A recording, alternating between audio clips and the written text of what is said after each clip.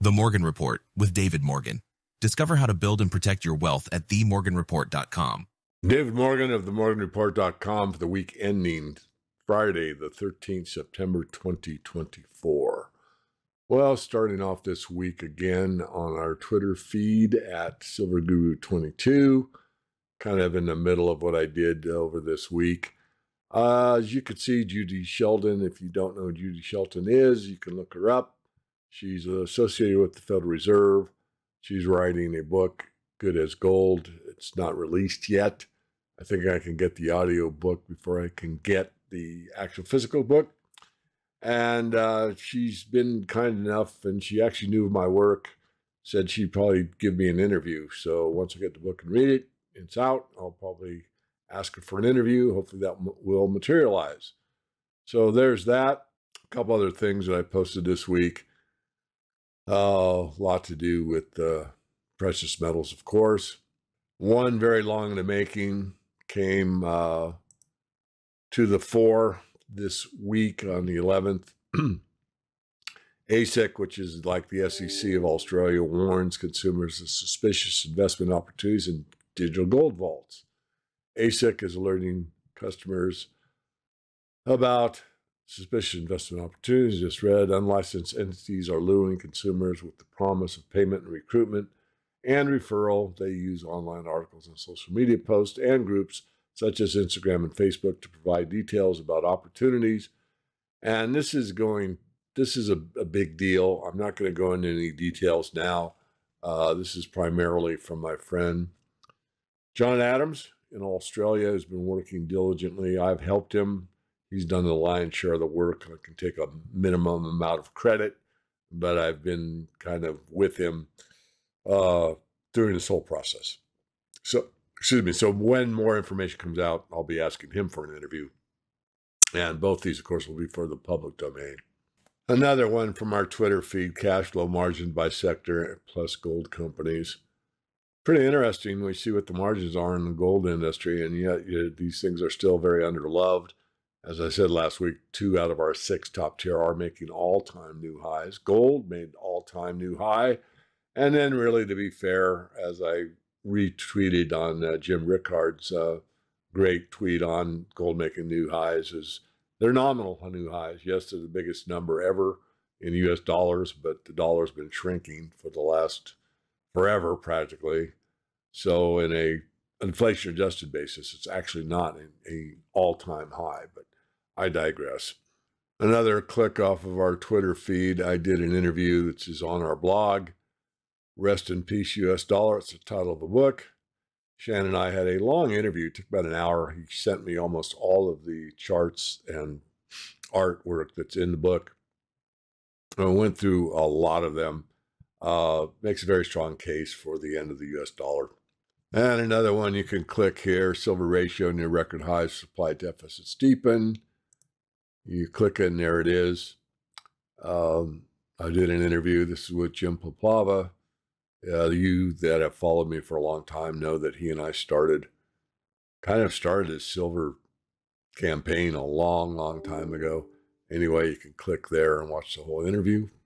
Another one to click and read through innovative investing strategies. This is one I'll be doing next week, Wednesday, the 18th.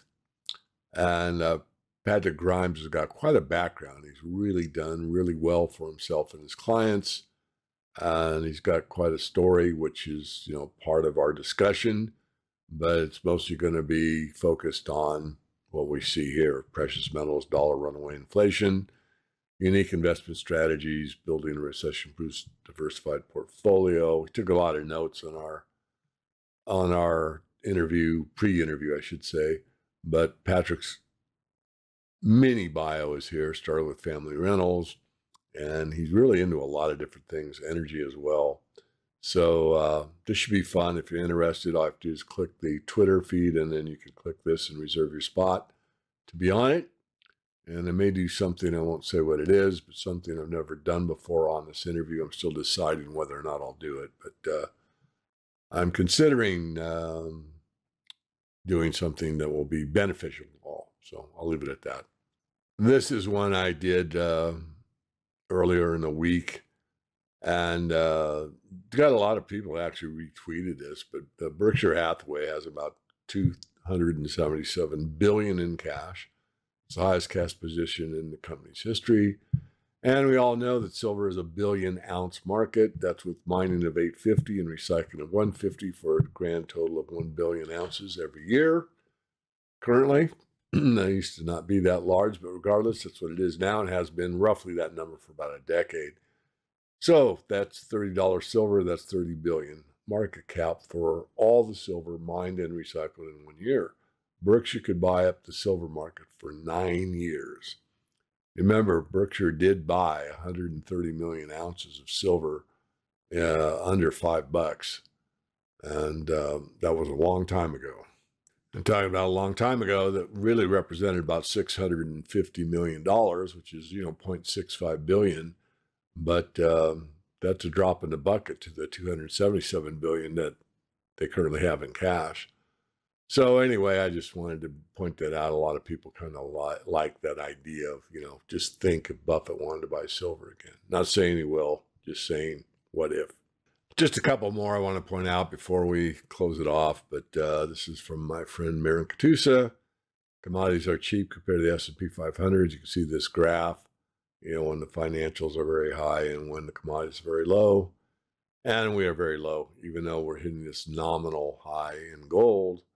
That's not the whole commodity sector, obviously.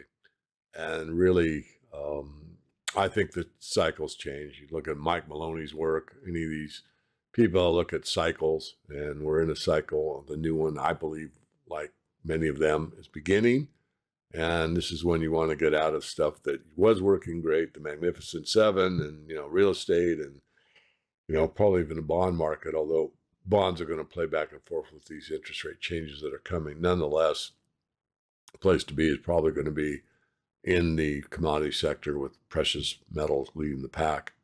And lastly, since we are in September, I try to do this every quarter. And again, from Bob Johnson, and thank you again, Bob. I mean, it's just great that he does this for us. So here we are, into the second week of September. So what are we looking at here? We're looking at everything year to date. Aluminum's up about 3%. Cobalt's off 16%. Copper's up 7%.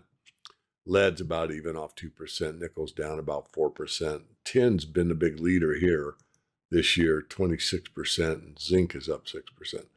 Gold up 25%. Palladium is actually down 3% for the year. Platinum is flat. And silver is up 29%. So on this week, silver year-to-date has outperformed gold slightly. The HUI, of course, is up 35% versus a gold of 25%. So the stock index is outperforming, but not by a lot. The XAU is pretty much in line with gold, just slightly better. Crude's off about 3%. Heating oil's off about 17%. Natural gas about 8%. And gasoline about 8% as well. So what we're seeing here, if you're looking across the board on the metals, it's the precious metals that are really leading the pack at this time and probably will finish the year in the same way. And the last one I'll cover here is more precious metals IRA were exposed to be ripoffs. Precious metals bug, gold, and silver discussion forum. So I posted this on the Twitter. I listened to almost all of this. It was legit. Unfortunately, there are some outfits that really do take advantage of people on gold and silver IRAs. So be careful. If you're in doubt, you might send us an email, support@themorganreport.com. I'm not going to give you a big 1 hour free consultation, but might be able to steer you in the generally right direction. That's it. This is David Morgan, themorganreport.com, signing off for the week ending Friday the 13th, September 2024.